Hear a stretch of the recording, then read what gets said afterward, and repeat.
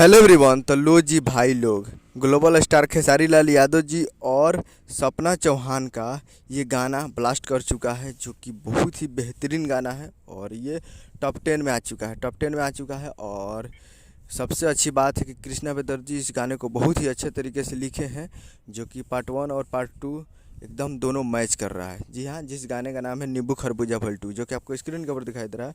और ये काफ़ी रिकॉर्ड बना चुका है और इसका नए चैनल से मतलब 0 सब्सक्राइबर से इसको रिलीज़ किया गया था। अभी 2.1 लाख सब्सक्राइबर है, यानी 2 लाख से ऊपर 2 लाख प्लस इस पर सब्सक्राइबर हो चुका है।